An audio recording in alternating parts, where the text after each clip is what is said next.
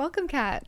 Thanks for having me. Thanks so much for coming on. Welcome to New York. Thanks. It's my old stomping ground. You really came at a special time with these temperatures, though. Yeah. Well, as I was telling you earlier, my kids were hoping for snow in the summer, and that just doesn't happen. So No. instead, we got the heat. Honestly, we don't even really get it in the winter here now. It's crazy. Yeah. No snow? No. I mean, it's been a couple of years. I feel like, I don't know, we haven't had like a snowy Christmas here. Got to bring the kids back for the next one.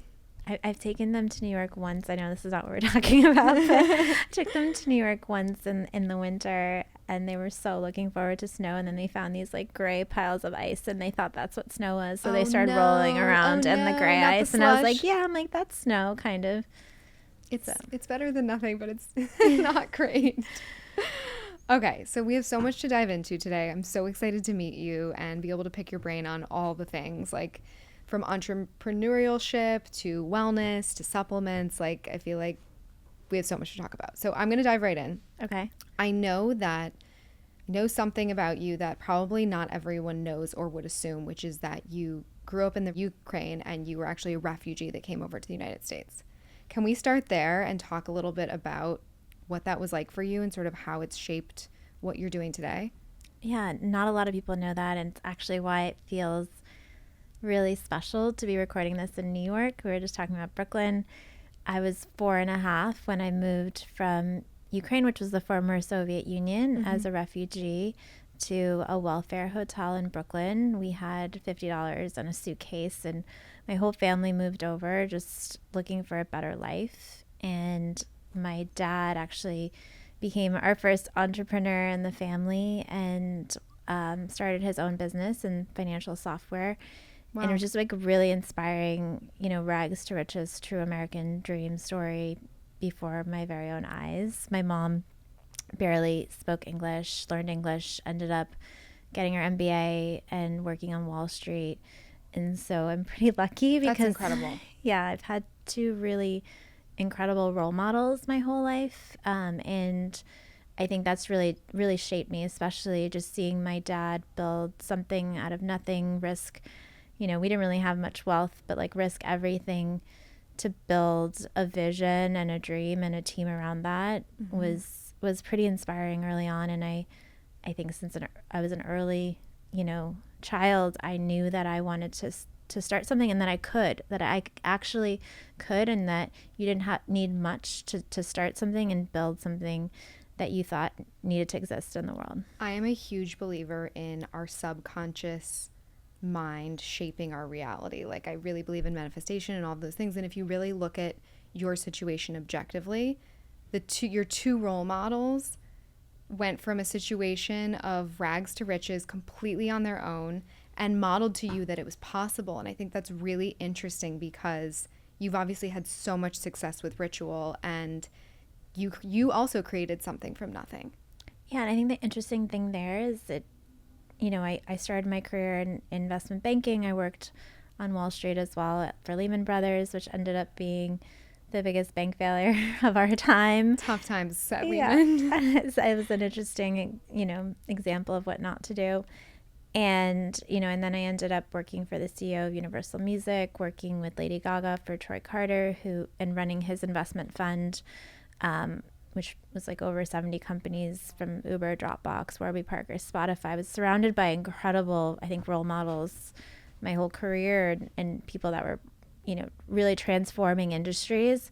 And yet I still felt like I couldn't do that, or there was something inside of me that was, I had these parents that were very entrepreneurial. I had these entrepreneurs around me, and yet, even just thinking where Ritual is today, it took me, close to 30 plus years to even have the confidence to start something myself.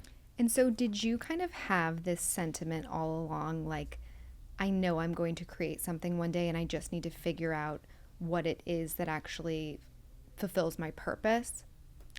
Yeah, I knew that I always wanted to create something. And I, like you said, I think I always felt like I didn't know what it was that would keep me up at night, that I couldn't stop thinking about every hour of the night, and that I knew that I was the right person to do it. And I think the other piece is I don't think I had the confidence. There was always a voice inside my head saying, I'm a woman. How am I going to get the funding? Who's going to believe me?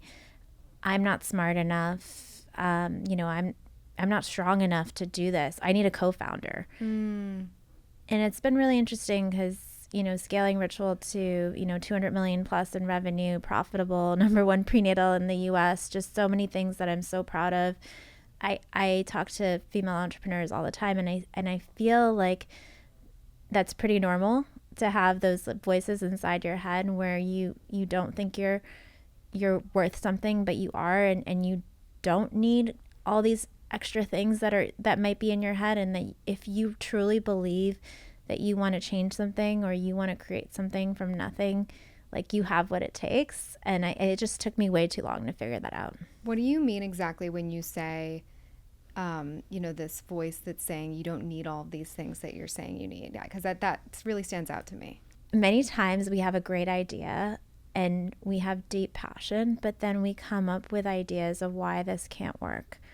We come up with ideas of who else we need around the table to make it work. We come up with ideas of, and I think those are kind of distractions from the main purpose that you're trying to solve or what you're trying to do in the world. And in many ways, I had to unblock a lot of that for myself in the early days of building Ritual. And I saw that in myself. And if I saw that as someone that saw, as we talked about earlier, that had 2 entrepreneurial parents, that I'd been around, CEOs and invested in CEOs of some of the biggest, most transformative companies in the world. And I saw all these examples, and yet I felt that way myself. Yeah. You can imagine what it feels like with people, for women everywhere who haven't had those opportunities. Yeah, it really speaks to how much societal noise, pressure, and there's so many blockages that can get in the way. So this is obviously a huge question, but what did it look like for you to sort of unblock some of those limiting beliefs and get out of your own way? It's a good question. It's interesting. I actually would like to take credit for a lot of the unblocking myself, but I'm going to give my husband a lot of credit too. Super fair, and I respect the transparency. I know. Let's make sure he never hears this episode. But he's a serial entrepreneur as well. Again, I was around a lot of entrepreneurs in my life. Well, I love that you attract that. Yeah, I think I just attracted that, and maybe I needed that as the kick for myself. But I think at the time I wanted to start a company that was setting a new standard in the supplement industry. I was 4 months pregnant. I couldn't find a prenatal vitamin that I trusted. I couldn't find something that was truly science-backed, where I actually knew where the ingredients came from in the world, that had clinical studies behind the products. And I was really struggling because I knew that I needed this thing.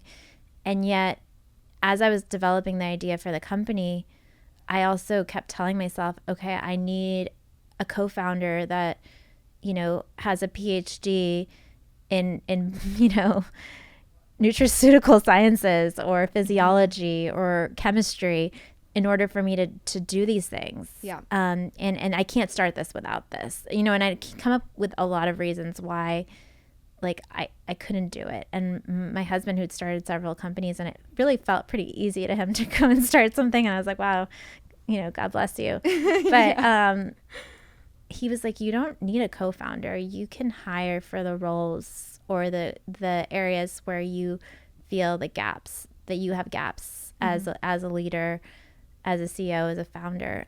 And sometimes that's even better than partnering with somebody. And it actually allows you to if you have the idea and you have the vision, then it allows you to just move forward faster. And probably stay very true to that vision without any kind of co-founder noise. Exactly. And I think, there's so many successful partnerships and co-founders, but for me, I had this really clear vision of what I wanted to do, clear vision of how I wanted to set new standards in the supplement industry through traceability. And I haven't wavered in any way from that in 10 years. And in fact, in the beginning, I was 4 months pregnant, with a little kick from my husband. Well, not real kick, but, push, I would say, knowing that, hey, I'm going to hire for the gaps that I have as a leader, or the gaps that I have in my knowledge base to do this, but I'm going to go for it. That was really helpful for me. And it's something that I'm hoping, and I continue to encourage other female founders to do, because I hear it a lot too. So there must be something there. And I think, so I was 4 months pregnant. I couldn't find a prenatal that I trusted. And what was the issue? Like, you were looking at the ones existing on the market, I assume, thinking about which ones to take. What were the biggest problems that you were seeing with the existing ones? Yeah, so I think just zooming out in the category, wellness, as we know, has exploded. We've gone from 4,000 to over 100,000 supplements in the last 30 years. There haven't been any major updates to regulation, and yet you have this explosion in the amounts of products. Consumers really drawn to wellness products, and there's two main issues in the category. The first is safety, and the second is efficacy. You have consumers that are, and people like myself in the early days, going to the market and saying, is this safe? Is it going to hurt me? Or does this work? How do I know what I'm taking is actually working in my body? And it's really hard to find the proof when you look at those two areas. And so I knew that it was important not just to create a better prenatal vitamin that had the nutrients that women needed during the most vulnerable stage of their lives, not just to create a product where I knew where the ingredients came from in the world. With ours, you can see the full traceable supply chain, but products that were truly safe and effective. And I'm so proud that now we have the #1 prenatal vitamin, and the only leading one that's backed by a human clinical study. That's incredible. Okay, I want to talk about the human clinical study component, because I feel like we hear this term a lot. What does that actually mean? Yeah, so I think it's interesting. Like I said, the categories exploded. There's so many products in the market, and how do you know that the product that you're taking is actually working? So what we have on the market now is a lot of products that say they're science-based. We have products that say they're clinically studied, but there's no collective regulation or agreed upon language of what that means. Similar to when we think about, natural 10 years ago or clean 10 years ago. Totally. What is science-based? What is clinically studied? And so what we see now is that you have products, okay, they might have ingredients that are clinically studied, but are they in the dosages and forms that match those clinical studies? That's the baseline, right? So the studies are actually run on the dosages and forms of those ingredients in the products. That's like the baseline of what should happen. And so you're saying a lot of supplements and prenatals included are not even doing that baseline? No, a lot of times products will say they're clinically studied, but they have a mismatch. Many times they have a mismatch between the dosage and the form that's been clinically studied. So they could be doing a clinical study, but with like a much smaller dose. They're not even doing the clinical study. They're referencing a clinical study that has been done on the wrong form and the wrong dosage of the ingredient. Wow, it's loose out there. We're seeing a lot of that. So that's one area. So the baseline is, okay, let's have products that have ingredients, when they're saying they're clinically studied, with ingredients that are clinically studied, and we're saying, hey, these products have clinically studied ingredients that match the dosage and forms that are found in the studies they're referencing. Okay. Mm-hmm. The North Star is for companies like we have at Ritual. We have 4 clinical studies under our belt where we're conducting our own clinical studies on the finished product, not just the ingredients, but the overall products. And so our North Star is by 2030 that we have completed human clinical studies on every single one of our products. So we have 4 so far under our belt. So what we do is we partner with leading research institutions. And so recently we partnered with Cornell and Brooklyn College here. Amazing. On the prenatal study. And it's not just showing that, they're double-blind placebo-controlled studies. So it's our product versus another product that the placebo group is taking. So you're not just running a study just on your own product, right? So there's a baseline there. And so both groups are taking, one is taking Ritual, one is taking something else. A competitive product. Nobody knows. And then they report in based on like how they're feeling, or are they drawing labs? And no, like they're too? drawing labs. And in the prenatal study, we measured cord blood, placenta.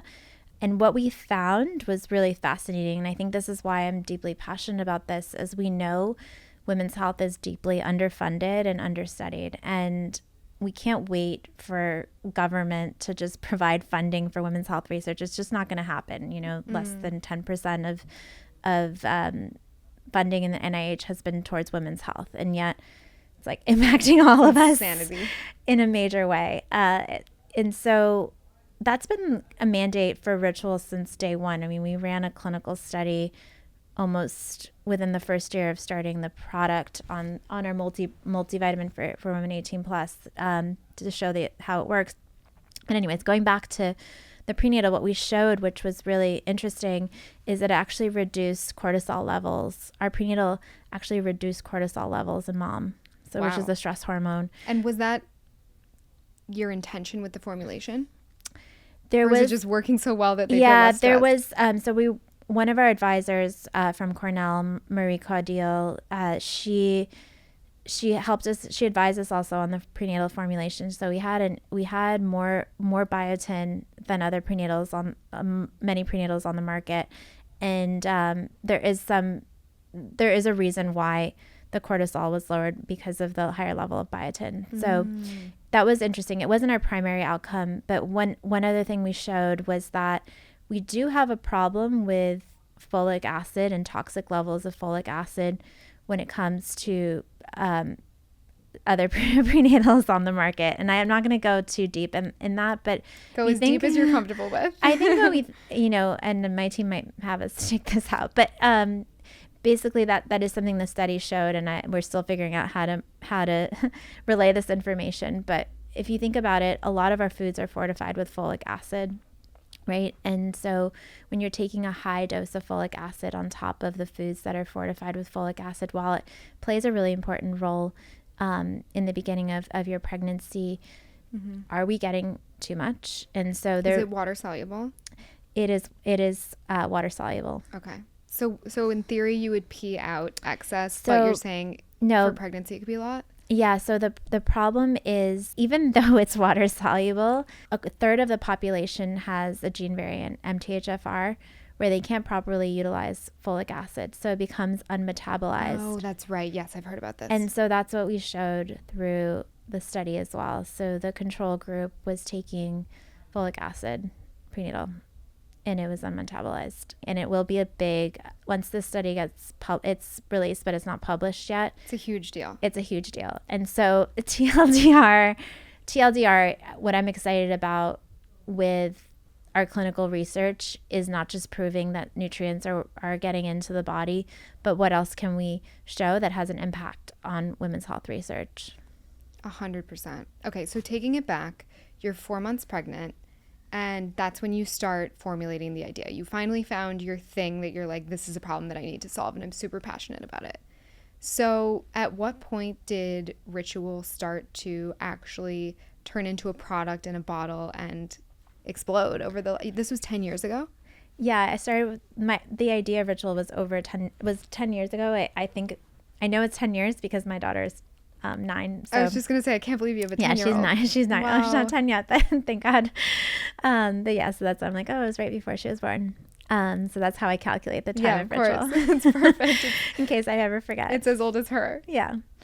So when I started it, yeah, it didn't happen overnight. I was pregnant. I knew that I had a need for, more transparency in the supplement industry, to have a prenatal that had the nutrients that I needed during the most critical life stage, and that didn't contain, artificial colorants, ingredients like that I just didn't want on my body, even through my food. It was just really ironic in a lot of ways. And so I knew that women needed better, and I didn't just start it overnight. I realized that I actually needed to raise a certain amount of money, millions of dollars, to actually invest in clinical studies, to invest in certifications, to invest in all the things that would really solidify and make this company truly setting a new standard in the industry. And so that's why I think this company in particular took a lot longer than I think what I'm seeing in the market today, or maybe what people would expect. So I raised over $1 million while I was pregnant. Wow. Which was challenging in and of itself. I did come from a venture capital investing background, so you would expect things to be really easy, but they weren't. I literally had an investor who I knew for a long time say, hey, you could either start a family or a business, but you can't do both. Well, I mean, the things he must be thinking now, saying that to you. Yeah. So it was, it's been pretty gratifying to have the success that we've had, and there's so much more to come, but it wasn't easy, but the money was important. And I think this is something that really differentiated Ritual, because we didn't just launch a product. We tried to do everything the right way and not cut any corners. You know, at the time I came from the tech industry and I was listening to, I think, Reid Hoffman's podcast, and it was like, if you launch something, you know, perfect, you launched it too late. And I'm like, well, not here, because it actually has to be perfect. Yeah, because it has to impact someone's health. Your whole thing was integrity. So you had to do all of the legwork in advance of actually creating the product. Exactly. And so what's interesting with us, though, is that we launched one single SKU. We launched the multivitamin for women 18 plus. Mm-hmm. It didn't launch the prenatal. It took me several years later to launch the prenatal, because I wanted to earn her trust online. And I did have these voices all around me, in my head, all around me, from people as well, just saying, how could you earn the trust of this consumer online? You know, people aren't really buying. At the time, supplements were mostly bought in stores and which retail. Is so wild, because now it's like such a non-event to buy it online. Exactly. And it's direct to consumer has exploded. Amazon's exploded so much over the last 10 years, especially in this category.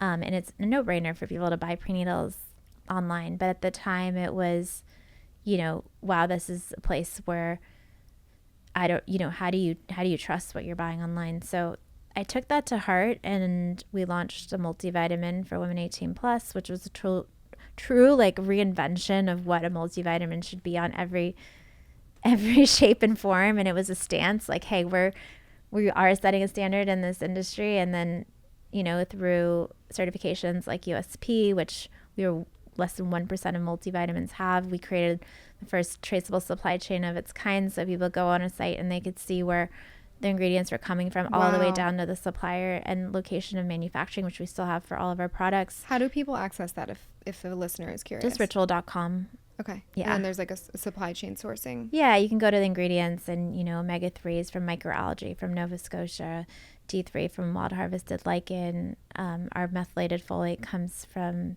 Pasticci, Italy. And at the time it was a shocker, right? Because we even listed all of our supplier information and where it was manufactured, so anyone could literally replicate. That's actually amazing. Yeah, and I was like, go for it. Like, this is good pretty luck. hard. There's a lot that goes into this. Yeah, but sure, if you guys want to use the ingredients that our team of scientists have vetted, by all means, like, we're creating better products in the world if we're doing that. So I felt very confident and excited about that level of transparency, but that was literally our baseline and our first level kind of proof that we had that we were really doing things differently. We invested in USP verification right away, which I mentioned only less. And what is that exactly? It's US Pharmacopoeia. It's the leading certification. So what's on the label is actually there, which you would expect, right? But feels standard, but yeah, I know from taking many supplements that it's not. Yeah, and as we know, there's plenty of studies. Even this recent study of I think it's gummy melatonins, like 9 out of 10 of the products were mislabeled, and there's no guarantee that what you're buying is actually in the product. And so that's why third-party certifications are hugely important. And at the time it was like, what's the leading one? And it was USP, and almost very few companies had it. So I was like, let's do that. And so we did that for the multivitamin for women 18 plus.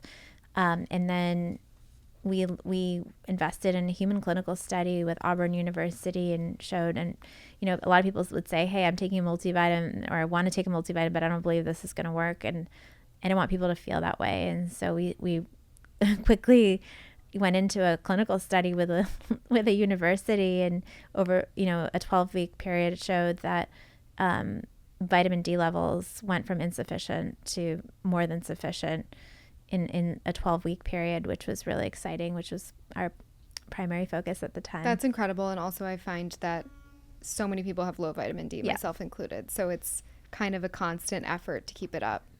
What would you say to the person who is like, I eat a well-rounded diet, I don't believe in a multivitamin, or I don't need to take one?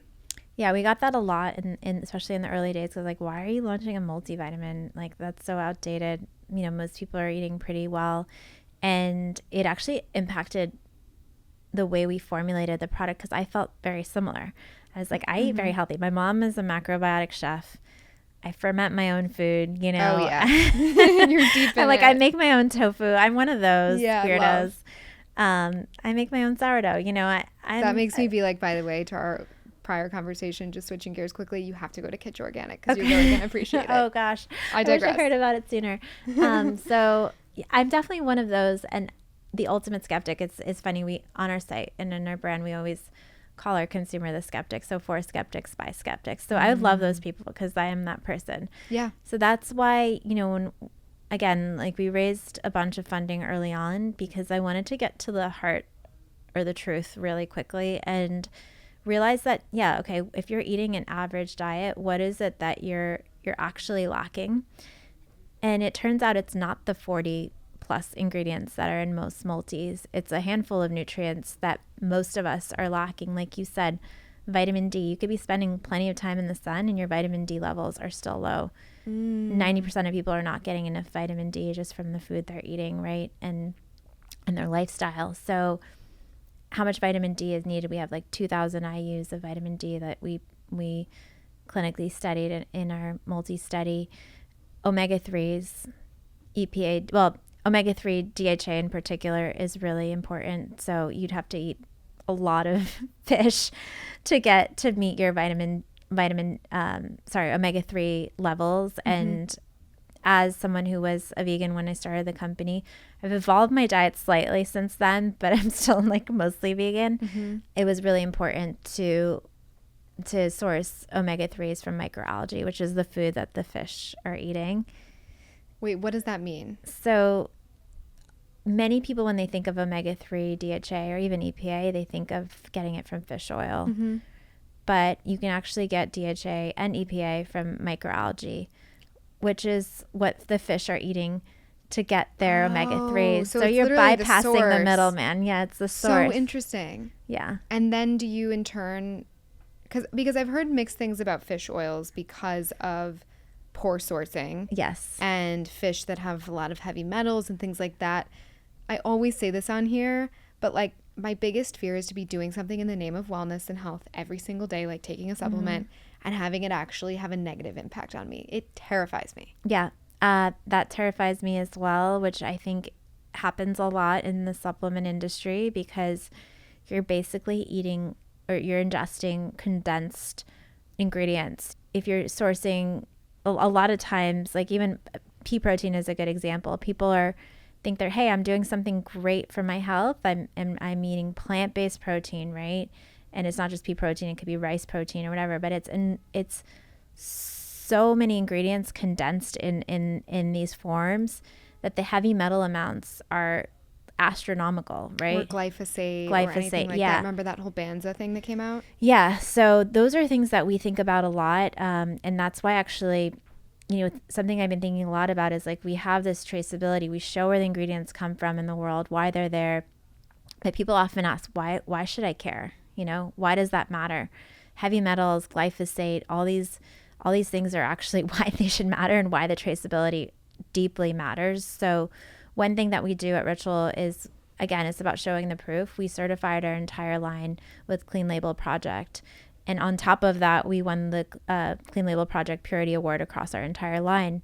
So Clean Label Project tests for over 200 environmental toxins and contaminants, glyphosate included. Incredible. Yeah, and heavy metals. And so we actually list our heavy metal amounts of our protein on our site because of what you're saying. So I think about that every day. People think, hey, I'm drinking this healthy plant-based smoothie or matcha or whatever. And if you don't really know the sourcing, like how do you actually know what the levels of heavy metals, the levels of glyphosate that you're consuming in your products? And so we actually don't have upper limits. The FDA doesn't set upper limits when it comes to heavy metals. Wow. Yes. So we do in California have the Prop 65 warning, which is that. quite like can be quite Jarring. jarring. So what does that mean when you see that? And for people that don't understand, can you kind of explain that? Because I've seen it on certain items where I've raised flags with brands before. Yeah, so it's only in California, but if it's anything above 0.5 parts per million, you have to put the warning on. You know, and I think a lot of brands, they might have, you know, plant-based ingredients, and there's cases where like a supplier, like an ingredient can come up sometimes higher because it's you know, organic or whatnot, or even inorganic, but you know, you have an ingredient that varies when it's being tested, but it's only about 0.5 parts per million, but you don't actually know how much, what the amount of heavy metals are in your products, because companies aren't required to list that, and there are no upper limits. And is 0.5 parts per million a lot? It's not a lot. Obviously, but anything is not ideal. For us, like we try to stay below that. And I think it is hard. Like we've been working on a chocolate protein for a really long time, and it's part of the reason we haven't launched one yet, is because cacao is notoriously high in heavy metals. I remember like the whole throwing Hugh out all Kitchen your cacao chocolate bars. I wouldn't go that far, but I think it's just about, you know, moderation. But for me, when I think about supplements, to me, what does clean mean? It is like heavy metals are an area that I'm deeply passionate about and focused on, and on our company as well. I think there's obvious reasons why that matters for your health, but especially during pregnancy and some of these life stages that, you know, my whole life is focused on, and the populations that we really cater to as a company. So for me, it's like interesting. I want to know the heavy metal results of the products that I'm taking, because I want to make an informed choice of, okay, how many things else am I consuming throughout my day, and how does that add up, and is that actually dangerous or not? Yeah. Informed choice. I think that's the most important part. And it seems like from what you're saying with supplements, there isn't a ton of transparency in general. And so people then aren't making an informed choice because they're not being informed. Exactly. And so one of the things that we've invested in, we have a chief impact officer who's incredible and working with Congress, and we're investing money in helping with bills and really advocating for the FDA to set health protective measures when it comes to heavy metals. And that's going to be really important, especially as this industry has blown up, especially as all of us are consuming lots of powders and products, and even prenatal vitamins. There are recent studies that show elevated levels of heavy metals in prenatal vitamins. That's super alarming. Switching into navigating the world of supplements in general for the listener, what are some red flags or things to look out for when it comes to, you're in the supplement aisle? Obviously, there's a lot of like language that's super appealing, flavors, things, you know, there's a lot of buzzwords being thrown around. Like, what do you as a consumer look for as a red flag when you're shopping for a specific supplement? Yeah, so I look for me, like the buzzwords of science-based, clinically studied, clean, effective, absorbable, bioavailable. I find these are terms that are often misused, and there is opportunity to dig deeper. And I'm not saying that every company is misusing these terms, but I would perk up and be like, okay, they're saying clinically studied. What do they mean by that? Are there clinical studies on the ingredients they're using? Do the dosages and the forms match those clinical studies that they didn't even conduct, right? Which happens a lot. And are there clinical studies? Does this company are they investing in clinical studies? Do they have any clinical studies on their products? So, for instance, we did a clinical study on our skincare product, Hyacera, and we showed a 300% reduction in wrinkles. Wow. Yeah, which is insane. Wait, what is the skincare product? I didn't even know you had skincare. Yeah, we have this product called Hyacera, and it has a combination of oil it has a combination of hyaluronic acid, lower molecular weight hyaluronic acid from Japan, and then phytoceramides oil, glycolipids from France.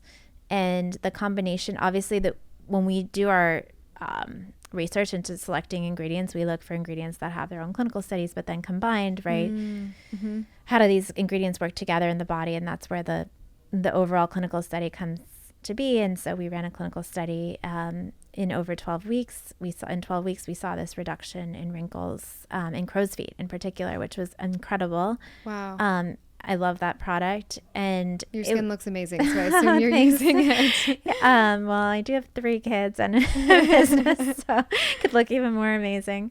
No, I'm just kidding. There's always stress. We have stress product though. That's actually one of my favorites. But yeah, so the skincare product is truly a favorite because I think that has been just a category where there's been a lot of false claims and false promises, and even to the point where our scientists were like, we do not want to work in that space, and we don't. The Wild West. Yeah, they're like, we don't even know if there's ingredients that match our standards, No. and they found 2. We're like, great, we'll take them. Like sourcing them from all over the world. Yeah, we found 2 that matched their standards, and now they love that product, and we're like, a lot of them come from academia, so we're like, we'll run our own clinical study here, and so that's important. So I think going back, like what are the red flags? Clinically studied, right? What does that mean? Let's make sure that companies are investing in their own clinical studies so we know what the outcomes are. And at a baseline, they're using clinically studied ingredients that match the dosages and forms in those studies. Mm-hmm. I think certifications are another red flag. I would make sure, like you said, how do you know if your products are safe? It's hard to know they're safe just based on the company alone. And so I would look for certifications like the Clean Label Project, Mm-hmm. which tests for over 200 environmental toxins and contaminants, a lot of the ones that I'm sure are really important to you and are important to me, heavy metals as well as glyphosate, 2 really big ones that Mm-hmm. I think are only going to get more attention as more studies are run, and the way that we grow, crops in this country are not, it's not getting better. No. So, so those would be 2 areas that I think are really, really important. And then the last area is like, okay, so I know everyone loves gummy vitamins and edible formats. I just have to throw caution. That was literally the next thing I was going to ask you. I wrote down gummy. Tell us. Look, everything. I love a good gummy myself, but I think I know too much, right? And I think it's really hard to get complex formulas and complex nutrients and really create a gummy that delivers what it says it's going to deliver. I'm not saying it's impossible, but I just think we have to. That's where third-party certifications on gummies make even more sense. So someone's taking a gummy, let's say it's a melatonin gummy. Is the issue that the actual melatonin or whatever the gummy isn't necessarily being delivered to the bloodstream in the same way as a traditional supplement? Not with the melatonin in particular. I know this recent study where I believe it was 8 out of 10 or 9 out of 10 melatonin gummies were mislabeled, but they actually found that the gummies had way more melatonin than what was on the label. That's actually even more alarming. Yes. So it's a labeling issue. I think it's really hard to be super precise when you're working with those edible forms. It tastes good, but like, is the precision as accurate as when you're working with, capsules or some more like pharmaceutical methods of encapsulation? What's important to me and the ritual at large is just how are these nutrients and how are these, products getting delivered in the body? That is as important as the nutrients themselves. And so when we look at a problem that we're trying to solve, whether it's, let's say, probiotics, right? It's not just the strains or the count of the strain, but where is that actually being delivered? We know that, probiotics can get destroyed by stomach acid, Mm-hmm. and the colon is actually the most ideal place for the bugs to thrive. So we have a technology that bypasses the stomach and gets released in the colon, and we ran a Shine model showing that. And that's just one example. On the melatonin side, we actually do have a melatonin product. I was actually, to be honest, a little suspect of launching melatonin, but when I found out how it worked in the body and how important the delivery of the melatonin and the impact that had on the body. We actually ran a clinical study on that product as well, mattered. My like perspective on melatonin shifted. And so our product actually releases melatonin throughout the night. We saw people were having trouble not just falling asleep, but staying asleep even when they were taking melatonin-based products, because they would take, 5 milligrams of melatonin and it would like knock them out, and then they'd wake up like a couple hours later. So this is like an extended release. Yeah, exactly. It's a time released, and it mimics your body's natural release of melatonin. Wow. So we have this technology called Bioseries. We also have the same technology on our stress product, which is a combination of L-theanine, saffron, and ashwagandha. And the idea is to manage your cortisol throughout the day. So you're not just taking all the ingredients at once and they're getting delivered right away. They're time released throughout the day. Cortisol is the highest when you wake up in the morning, and then it tapers off. So what do you do when you know that? And that's how we kind of leverage the technology there.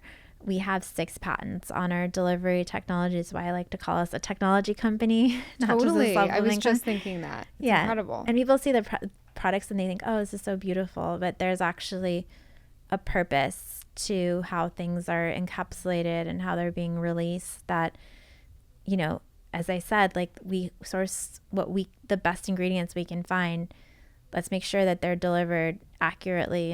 Is that why it's like the little pellets inside of the capsule? Yeah, those are the multis, the B. So cool. Yeah, and I know we were talking about earlier the fat soluble and the water soluble.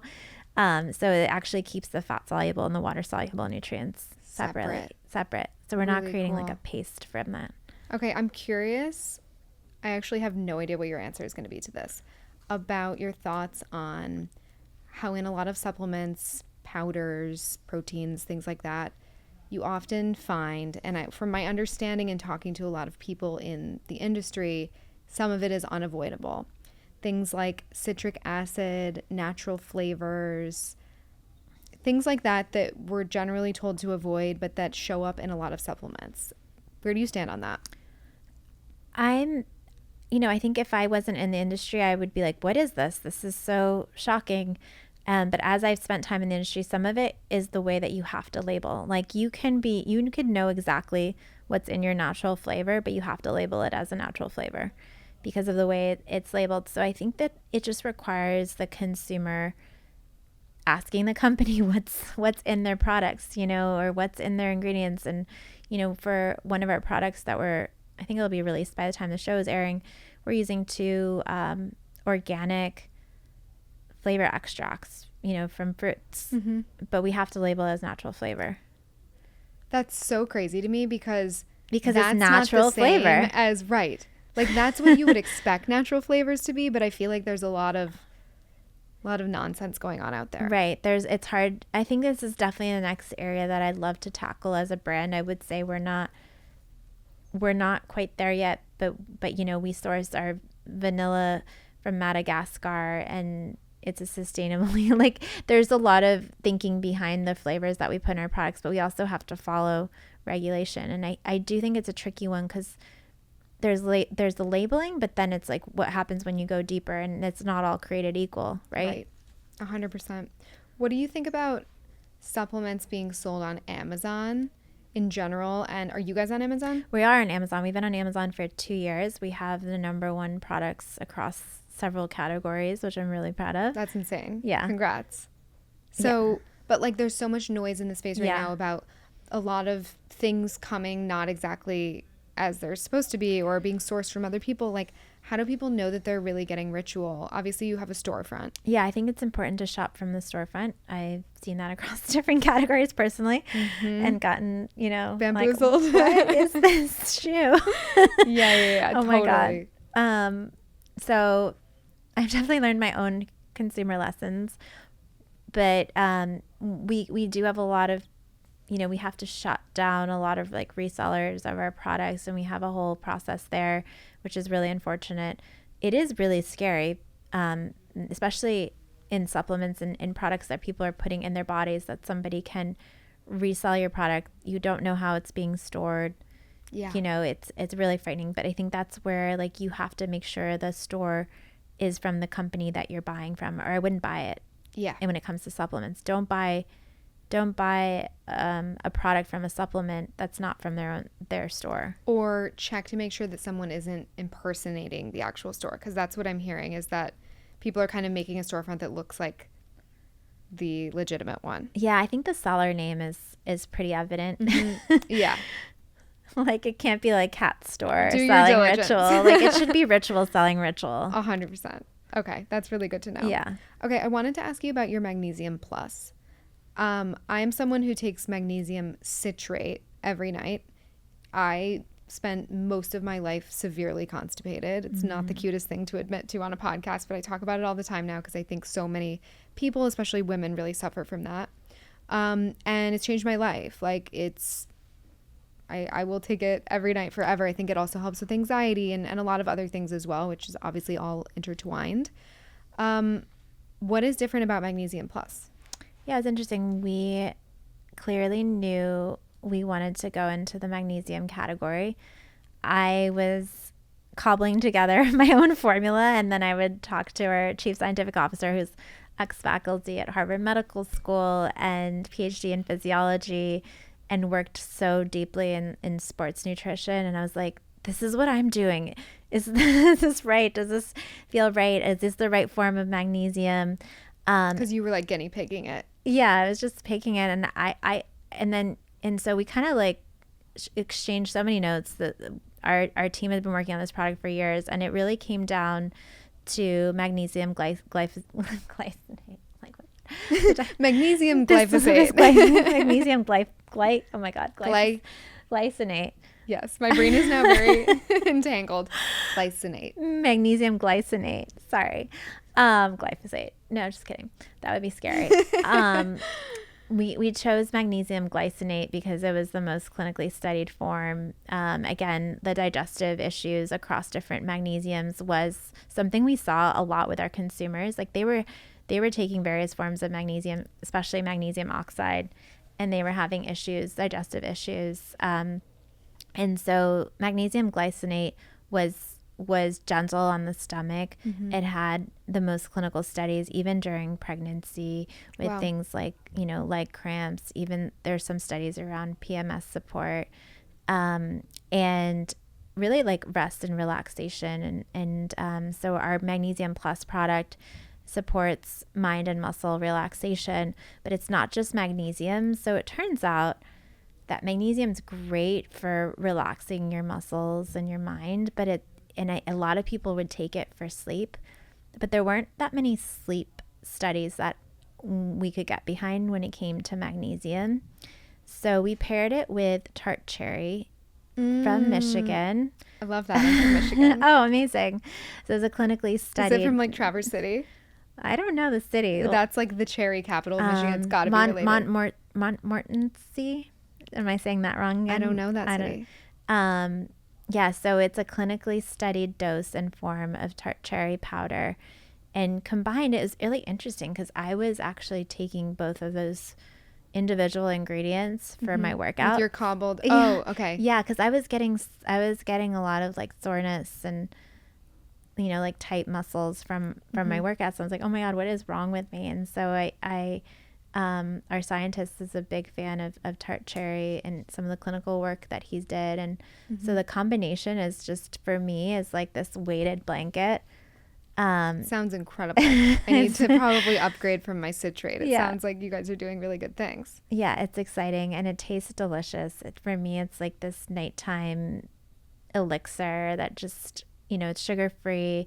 It has this berry flavor, like from raspberries and strawberries and raspberry and strawberry extracts, and it has the tart cherry powder. So it's just like the perfect combination with magnesium. And are you taking that every night or specifically on nights when you're feeling a little bit more restless or I take it every night.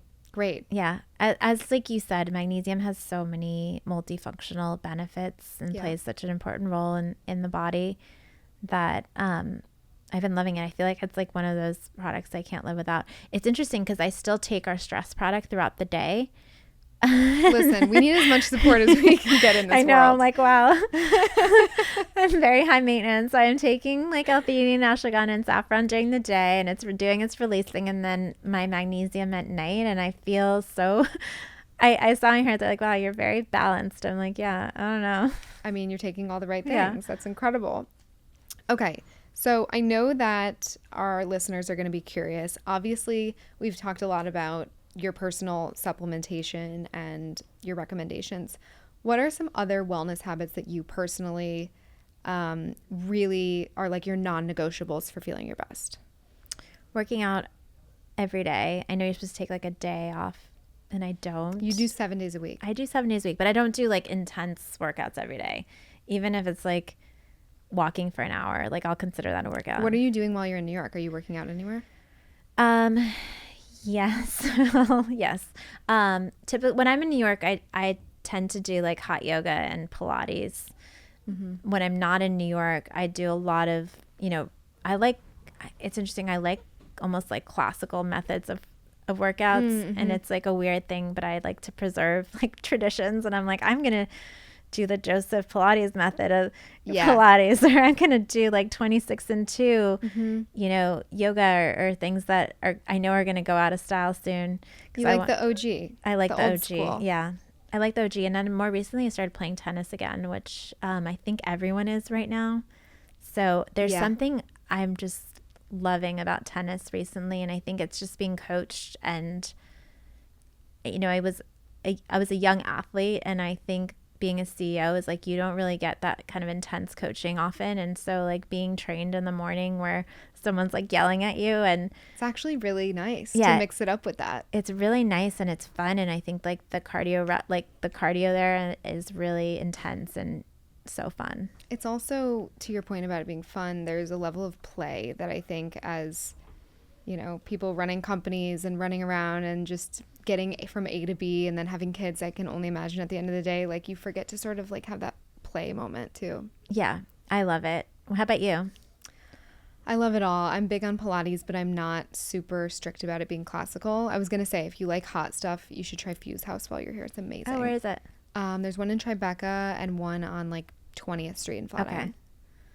Okay. Really good. I like strength training too. I feel like I just turned 40, and I know like the importance of, lifting weights and bone health, and I'm just trying to get ahead of that too. So I'm like I like being a guinea pig, and then my consistency, like I like the old OG stuff as like the consistent 3 or 4 days. You know exactly what you're getting. But if someone's like, I want to try this weird, laughing class or something, I'm like, I'll try anything. Totally. And I love fitness. I love going to spaces, and I love like the community aspect of it. And I think selling selling a product online, even though we are in like Target and Whole Foods, and just announced Ulta. Congrats. That's amazing. Yeah. Very exciting. It's like, it feels really exciting to be in like physical spaces these days. It has to still even after 10 years feel surreal to walk into an Ulta and see your product. Yeah. No, really it is weird. It's such a weird feeling to, have a company that's doing 9 figures in revenue and a team the size that we have.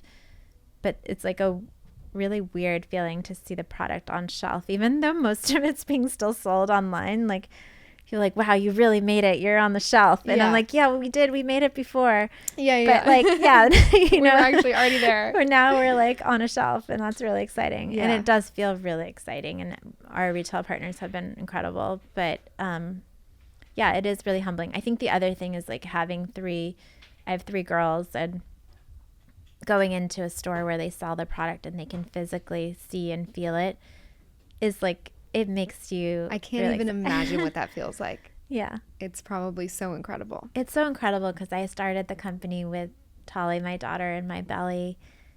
And there was a higher purpose to building the brand, which kind of drove me through the ups and the downs. Mm-hmm. And now that she's 9, my other daughter's 7, and the other's 5, like seeing them understand what I'm doing on a deeper level and like how proud they are is, I don't know, it is just this unbelievable feeling or like motivation to keep going. Yeah, especially because they were essentially the source of why you created it in the first place. Yeah. Okay, so just in wrapping up, anything besides working out 7 days a week? I know you probably eat very clean. Yeah, I eat really cleanly. I think living in LA and New York, it's like quite easy to get your food and things made for you. And, you know, I'm kind of a weirdo that like thrives on making things myself. And I like geek out on learning how to make the things that I love myself. So I recently started making homemade tofu. I picked up my mom's like Ukrainian sauerkraut recipe. Love. And even talking to my husband earlier today, I'm like, it'd be pretty cool to just like not buy anything packaged for a while and see what that feels like.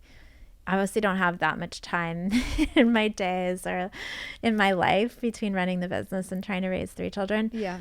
But it is something like kind of incorporated with my kids. My kids like making stuff too. And it's kind of like a challenge that I've given myself. I obviously have friends that have packaged food companies and I love to support them. Of course. But time and a place. Yeah. But there is something really nice and humbling when you can be like kind of self-sufficient. And I think that it is actually better for your health as we're surrounded by like all this, you know, abundance. Yeah. So between working out and making my own things, I would say those are like my wacky habits. I'm like, what else do people say on here? No, I actually don't always ask that question. Yeah. That's not like a typical one for me, but I was just curious because you seem like someone who has your health and wellness very dialed in. Yeah. But really, Oh, the other thing is I don't really buy clothes for myself. oh, So what does that mean?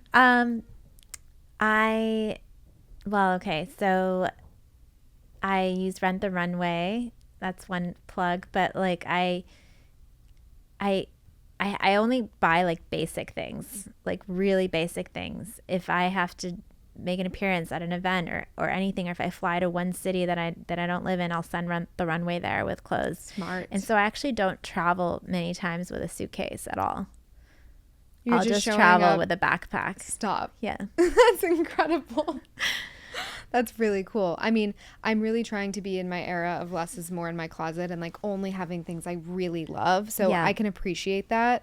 So when I go in a store and I'll like, which I rarely do anymore, but I'll go and like try to really decide if I'm going to wear something for a very long time. Otherwise I will buy like secondhand clothes. Like if you have a wedding, you're Rent the Runway and you're sending it to the destination. Yeah.